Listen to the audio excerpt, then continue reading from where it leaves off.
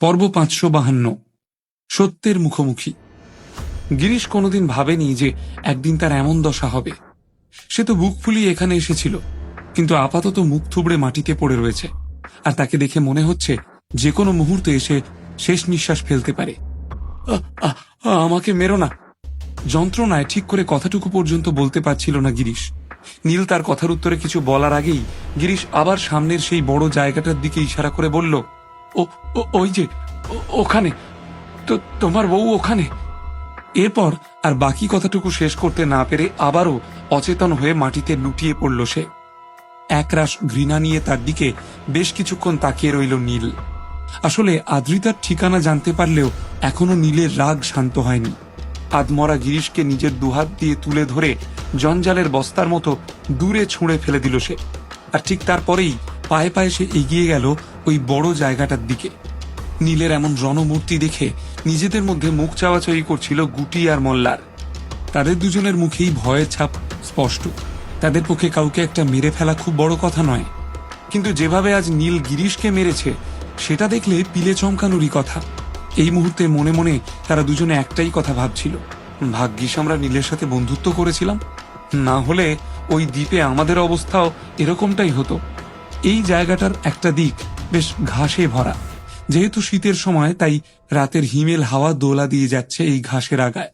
সেখানেই একটা আড়াল করা জায়গায় হাসপাতালের পোশাক পরে ঘুমন্ত রাজকুমারীর মতো শুয়ে রয়েছে আদ্রিতা। নিজের বউকে অক্ষত অবস্থায় দেখে অবশেষে হাঁফ ছেড়ে বাঁচল নীল। সাথে সাথে গুটি আর মল্লারকে সে ইশারা করল যাতে তারা এগিয়ে এসে সাহায্য করে। আদ্রিতা আর চিত্রাকে নিয়ে সেখান থেকে সোজা দ্য এনে ভিলার দিকে রওনা দিল তারা। এখনো দুজনের কারোরই জ্ঞান ফিরে আসেনি। হয়তো তাদেরকে ইঞ্জেকশন দিয়ে অজ্ঞান করে রাখা হয়েছে। যে ওষুধটা নীল পারিজাত ফুলের নির্যাস থেকে তৈরি করেছিল সেই ওষুধটা এবার সে খাইয়ে দিল আদ্রিতাকে। তারপর ধৈর্য ধরে তার মাথার কাছে বসে অপেক্ষা করতে লাগলো তার জ্ঞান ফেরার। দেখতে দেখতে আরো 3টে ঘন্টা কেটে গেল। অবশেষে লম্বা সময় ধরে বেহুশ হয়ে পড়ে থাকার পর ধীরে ধীরে চোখ মেলে চাইল আদ্রিতা। মিরাকেল, মিরাকেল ছাড়া একে আর কি বা বলা যায়। চোখ মেলে সামনে নীলকে দেখতে পেয়ে অস্ফুটে আদ্রিতা বলল, নীল, আদ্রিতা, এই তো এই তো তোমার জ্ঞান ফিরে এসেছে। তুমি ঠিক আছো তো? উফ, হে ঈশ্বর। শক্ত করে আদ্রিতার হাতটা নিজের হাতের মুঠোয় ধরে আনন্দে আত্মহারা হয়ে উঠল নীল। নিজের উত্তেজনা ভাষায় প্রকাশ করার মতন অবস্থা তার ছিল না। তার দুচোখ বেয়ে ফল্গু ধারার মতো নেমে আসছিল জল। একই তুমি কাঁদছো কেন? দুর্বল গলায় প্রশ্ন করল আদ্রিতা। তোমার মতো এত বড় মাপের মানুষের চোখে জল কেন?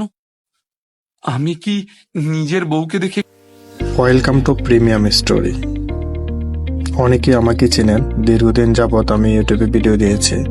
বারবার চ্যানেল ডিলিট হয়ে যাওয়ার কারণে এখন আমি ফেসবুকে শিফট করেছি।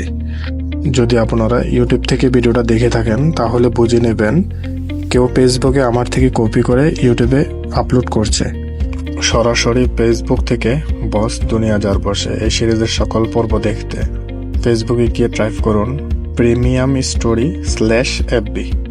এর স্পেলিং আমি থাম্বনেইলে দিয়ে দিয়েছি। প্রিমিয়াম স্টোরি পেজটি ফলো করুন, তাহলে ভিডিও ছাড়ার সাথে সাথে আপনি পেয়ে যাবেন। ধন্যবাদ সাথে থাকার জন্য। একটু কাঁদতেও পারবো না?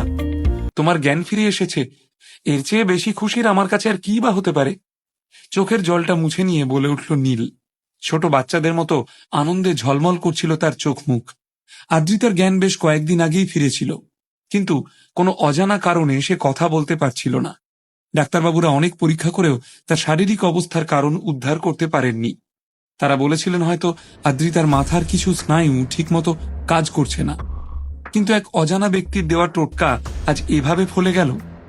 একটা পারিজাত ফুল নীলকে আজ তার জীবনের সমস্ত খুশি এনে দিয়েছিল, কিন্তু এখন দেখার বিষয় হলো যে চিত্রার জ্ঞান ফিরলে সে আবার নতুন কোন ঝামেলা খাড়া করে। আমি কতক্ষণ ধরে অজ্ঞান হয়েছিলাম? একই রকম দুর্বল গলায় প্রশ্ন করল আদ্রিতা। খুব বেশিক্ষণ হয়নি। শোনো, ওসব নিয়ে ভাবনার কোনো দরকার নেই। তুমি শুধু এখন ভালো করে বিশ্রাম নাও। আমি এখনই তোমার জন্য খাবার বানিয়ে আনছি। পরম মমতায় কথাগুলো বলে প্রায় ছুটে সেখান থেকে চলে গেল নীল। তবে রান্নাঘরে পৌঁছে সে দেখল খাওয়ার মতন কোনো জিনিস নেই, কাজেই পৃথাকে ফোন করে জরুরি জিনিসপত্র পাঠিয়ে দিতে বলল সে। ওদিকে তখন সিংহরায়দের ডেরায় আয়েশ করে চা খাচ্ছিল মনোজ সিংহরায়। হঠাৎই সেখানে প্রায় ছুটতে ছুটতে হাজির হলেন নবকুমার সিংহরায়। প্রয়োজনীয় সম্মান প্রদর্শনের পর তিনি বললেন, চিফ মাস্টার, একটা বড় খবর আছে।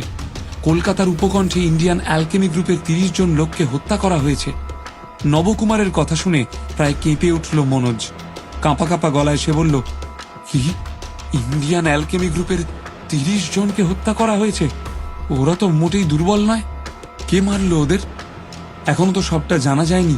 তবে মাস্টার, আরও একটা কথা ছিল। ক্যাপিটাল এম্পায়ারের সীমানার কিছুটা আগে একটা রহস্যময় পাহাড়ের সন্ধান পাওয়া গিয়েছে।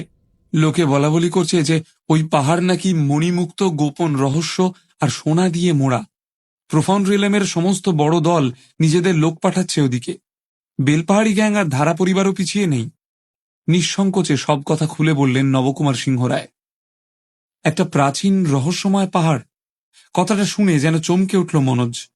কিছুক্ষণ কি যেন ভাবার পর সে বলল, পৌরাণিক কথা অনুযায়ী এই পৃথিবীতে এমন 7টা অস্ত্র আছে যা আপনাকে সমস্ত বিপদ থেকে রক্ষা করতে পারে। তার মধ্যে 3টি রয়েছে 3টে রাজ পরিবারের কাছে। বাকি 4টের অস্তিত্ব সম্পর্কে কোনো খোঁজ পাওয়া যায় না। ওই 4টে অস্ত্র আবার ওই পাহাড়ে লুকিয়ে নেই তো? কিন্তু এটা তো নেহাত গুজবও হতে পারে। এ ব্যাপারে আমিও খুব একটা কিছু বলতে পারবো না মাস্টার। হতে পারে এটা গুজব, আবার হতে পারে সত্যি। সিদ্ধান্ত নেওয়ার কাজ আপনার। এবার আপনিই বলুন যে কি করা উচিত। একটু মাথা নিচু করে জবাব দিলেন নবকুমার বাবু। নীল আর কুণালের কোনো খবর আছে? হঠাৎ প্রশ্ন করল মনোজ। দুজনেই আপাতত যে যার বাড়িতে আছে, সাথে সাথে জবাব দিলেন নবকুমার সিংহরায়। সেই সাথে তিনি জিজ্ঞেস করলেন, কিন্তু মাস্টার, আপনি হঠাৎ একথা জিজ্ঞেস করছেন কেন? মৃদু হেসে মনোজ বলল, আমিও ওদের সাথে যাব। ওদিকে তখন ইম্পেরিয়াল ক্যাপিটালের ইন্ডিয়ান অ্যালকেমি গ্রুপের হেডকোয়ার্টারে প্রায় 40 বছর বয়সী একজন ব্যক্তি টেবিলের সমস্ত জিনিস এদিক ওদিক ছুঁড়ে ফেলে দিচ্ছিল। ওই ছেলেটার এত বড় সাহস যে ইন্ডিয়ান অ্যালকেমি গ্রুপের 30 জন লোককে একেবারে মেরে ফেলে দিল। ওই জানোয়ার ছেলেকে আমি কিছুতেই ছাড়ব না। নিজের পাপের শাস্তি ওকে পেতেই হবে। সিংহের মতো গর্জন করে উঠল সেই ভদ্রলোক। ইন্ডিয়ান অ্যালকেমি গ্রুপ প্রতিষ্ঠা হওয়ার পর থেকে ভারতে নানা রকম বদল আসতে শুরু করেছিল। প্রথম পরিবর্তনের সূচনা করে ইংরেজরা। তারপর বহু রাজা মহারাজার হাত পেরিয়ে এই ইন্ডিয়ান অ্যালকেমি গ্রুপ। সবকিছু বেশ ভালোভাবেই চলছিল। ভারতের বড় বড় নেতা মন্ত্রী থেকে শুরু করে সকলেই এই প্রতিষ্ঠানের সামনে মাথা নত করে আসছিল।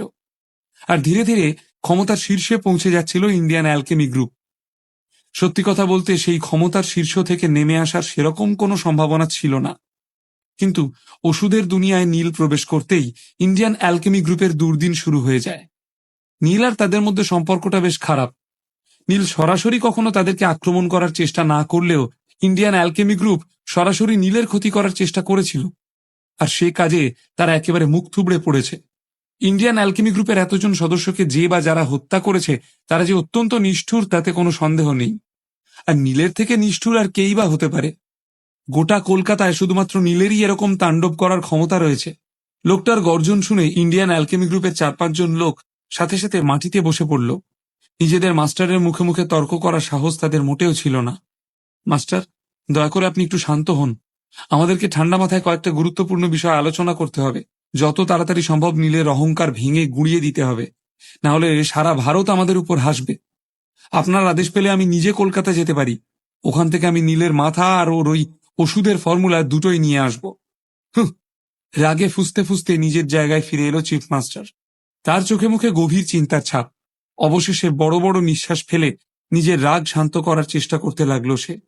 আর তারপর একদম ভাবলেশহীন গলায় বলল, ওই ছেলেটাকে এতটা পাত্তা দেওয়া এখনই উচিত হবে না।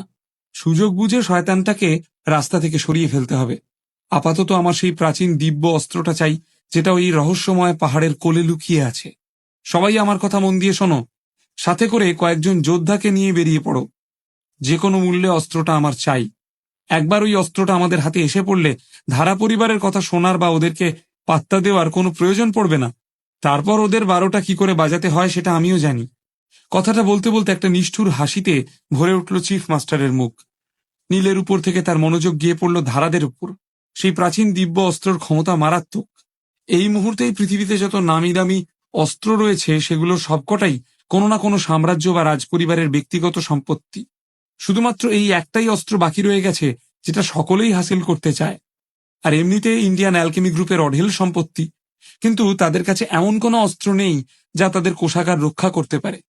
আপাতত নীল ও ওষুধের বিক্রি বাট্টায় তাদেরকে বেশ ভালোই চাপে ফেলছে, আর এই ঘটনাচক্রে তাদের নতুন বেশ কিছু শত্রুও সৃষ্টি হয়েছে।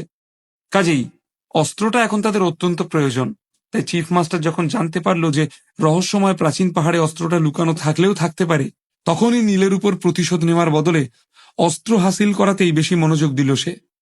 ওদিকে তখন কলকাতার দ্য এনএ ভিলাতে বেশ খুশির পরিবেশ। অনেকদিন পর নীলের হাতে তৈরি সেদ্ধ ভাত খেয়ে শরীরটা বেশ ভালো লাগছিল আদ্রিতার। বিছানা থেকে ওঠার চেষ্টা করতে লাগলো সে। খুব সাবধানে নীল আদ্রিতার হাত ধরে ধীরে ধীরে বিছানা থেকে নিচে নামালো। অনেকদিন ধরে বিছানায় পড়ে থাকার কারণে আদ্রিতার সারা শরীরটায় কেমন যেন জং পড়ে গিয়েছিল। বাইরে থেকে দেখে তাকে সুস্থ স্বাভাবিক মনে হলেও তার শরীর এখনো দুর্বল। সোনা, এখনো বেশ কিছুদিন সময় লাগবে, হয়তো আরো কয়েকটা দিন তোমাকে আমার হাত ধরেই চলতে হবে। লজ্জায় রাঙা হয়ে বলে উঠল নীল। আচ্ছা, তাই বুঝি? খালি আমাকে ছোঁয়ার বাহানা, তাই না? নীলের সঙ্গে খুনসুটি শুরু করে দিল আদ্রিতা। তার ভালোবাসা মাখা শব্দগুলো শুনে ছোট বাচ্চাদের মতো লজ্জা পাচ্ছিল নীল। অনেকদিন পর স্বামী স্ত্রী দুজনেই বেশ ভালো সময় কাটাচ্ছিল, কিন্তু এই বাড়িতে খুশির পরিবেশ বেশিক্ষণ স্থায়ী হয় না। আদ্রিতা, এ তুই কি করছিস? পেছন থেকে চিত্রার চিৎকার শোনা গেল। দ্রুত পায়ে সিঁড়ি দিয়ে নিচে নেমে আসছিল সে। মাত্র আধ ঘন্টা আগেই নীল মা আর মেয়ে দুজনকেই প্রতিজ্ঞা করেছিল যে ভবিষ্যতে এরকম কিছু আর ঘটবে না। আদ্রিতা নীলকে খুবই ভালোবাসে, তার জন্য নীলের চেয়ে বেশি গুরুত্বপূর্ণ আর কিছুই নেই। কিন্তু চিত্রা নীলের কথায় বিশেষ ভরসা করেছে বলে মনে হলো না। নীলকে সে পুরোপুরি মেনে নিয়েছে নাকি নেয়নি সেটা খুব একটা বোঝা গেল না। আপাতত তাকে দেখে মনে হচ্ছিল সে বুঝি ফেঁসে গিয়েছে। একদিকে রয়েছে বিজন বোস, যাকে সে নিজে আদ্রিতার সাথে বিয়ে দেবে বলে পছন্দ করে রেখেছে, আর অন্যদিকে রয়েছে নীল রায়চৌধুরী, কলকাতার রাজা।